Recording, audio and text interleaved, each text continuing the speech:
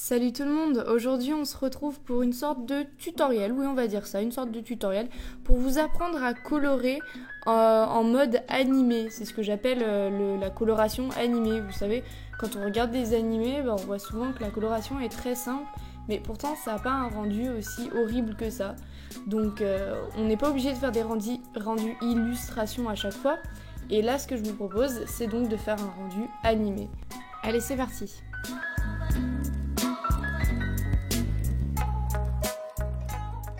Dans un premier temps, je définis ma lumière. Donc la flèche en haut à droite que vous voyez, c'est la représentation de la lumière. Donc je vais faire les ombres en conséquence.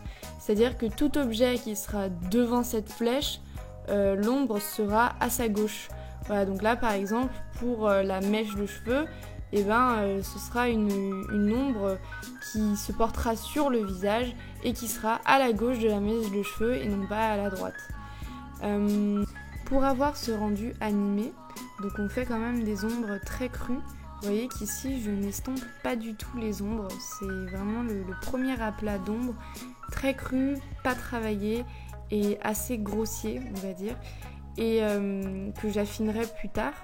Mais voilà, donc en gros on va travailler avec deux teintes d'ombre. Ici c'est la première, c'est celle qui est grossière, celle qui est peu travaillée, et ensuite on viendra avec la deuxième teinte d'ombre, vraiment marquer les endroits beaucoup plus sombres de notre personnage.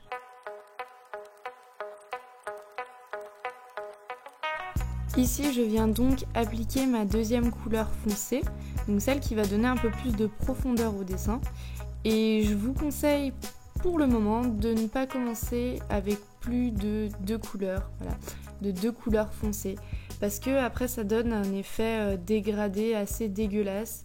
Et dans ces cas-là, vaut mieux faire un dessin qui soit estompé, qui soit plus joli, plutôt que de faire un effet justement dégradé, assez moche. Et voilà, donc il vaut mieux commencer avec deux couleurs sombres et une couleur claire accessoirement.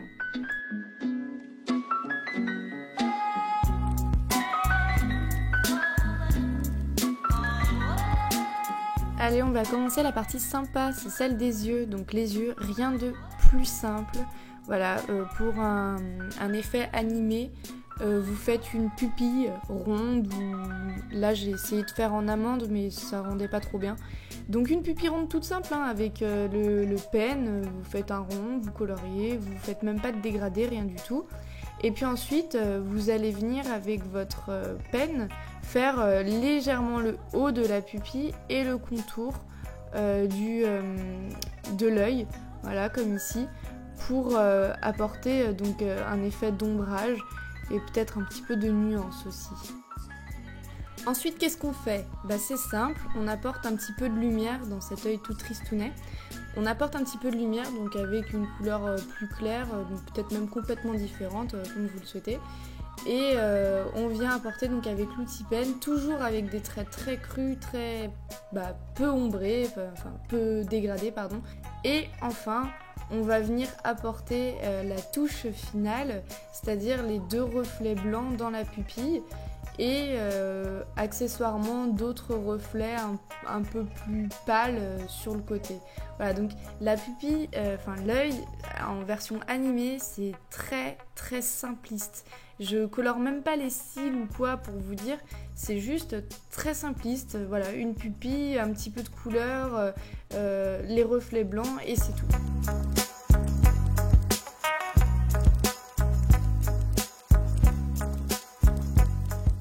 Qu'est-ce qu'on va venir faire aussi ? On va venir ajouter l'ombre de la paupière sur l'œil. Donc ça, c'est pas un truc que je vous avais dit, peut-être que je le fais sans vraiment y penser, mais quand vous vous regardez dans un miroir ou quand vous vous prenez en photo et qu'il y a une forte lumière à côté de vous, votre œil est forcément...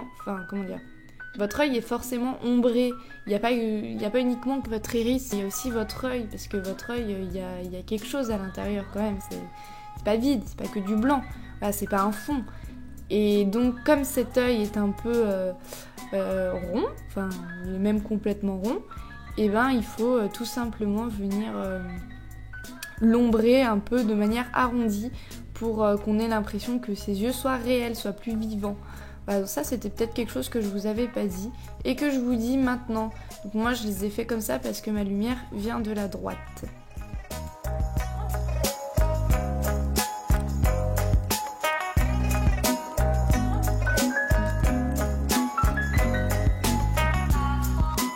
Les cheveux, alors on va tout de suite mettre au clair quelque chose, c'est que voilà, c'est pas parce que vous faites un style animé que vos cheveux doivent être pareils, ombrés avec des lumières très très crues ou des ombres très très crues. On peut très bien venir placer un petit dégradé là comme j'ai fait pour les cheveux pour faire un rendu un peu plus professionnel, un peu plus joli, même pas forcément professionnel, mais voilà, si vos cheveux sont tous de la même teinte, c'est vrai que ça va faire une monotonie et c'est pas forcément ce qu'il y a de plus joli. Donc non, on n'est pas obligé de faire que des ondes marquées, que des lumières marquées. On a le droit aussi de temps en temps à faire des dégradés. Par contre, quand vous faites un type de dessin normal, c'est-à-dire mi-illustration on va dire, et ben vous estompez beaucoup plus qu'un style de dessin animé, mais en dessin animé vous avez quand même le droit de temps en temps d'estomper.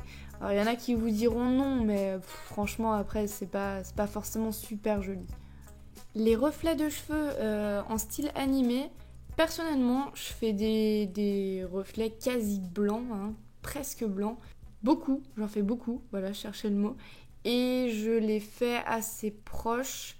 Et je les fais, et je n'en fais pas beaucoup, enfin je veux dire je n'en fais pas partout sur la chevelure, j'en fais qu'à certains endroits pour justement montrer le côté minimaliste. Et encore là c'est pas le plus minimaliste qu'on pourrait faire, on pourrait juste faire un trait carrément et se contenter juste de ça pour faire un style encore plus animé. Mais là j'ai quand même voulu faire un style animé un peu plus travaillé entre guillemets. Mais vous n'êtes pas obligé de faire comme ça, vous pouvez simplement faire un trait et ça suffit. Bon, ça va faire un peu bizarre, mais ça suffira, voilà.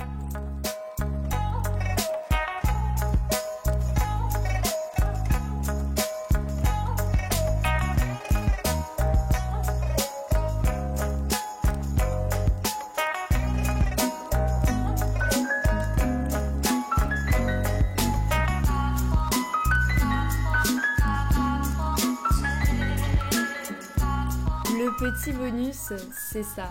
C'est en fait de rajouter autant de petits détails que vous pouvez sans que ça paraisse trop travaillé.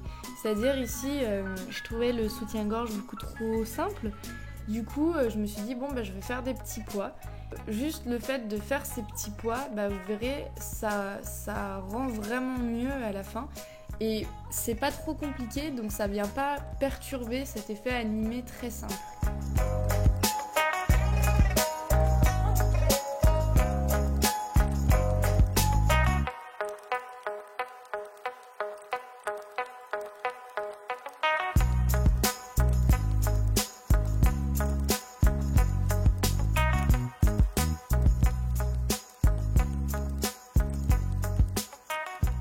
Et là, le gros avantage d'avoir fait plein de calques, c'est que du coup, je peux tout mettre dans un dossier et je peux changer la couleur comme je veux.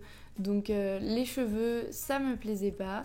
J'ai tout mis, comme vous le voyez, à gauche dans mon dossier. Et ensuite, j'ai pu changer de couleur et vous allez donc découvrir la nouvelle couleur de cheveux qui vous sera certainement pas inconnue étant donné que ça doit être dans la miniature de la vidéo. Je change la couleur ici, voilà, avec cette option. Donc j'hésitais entre du vert ou du rouge ou du blond ou du marron et finalement j'ai choisi ce roux un peu rose qui est super sympa.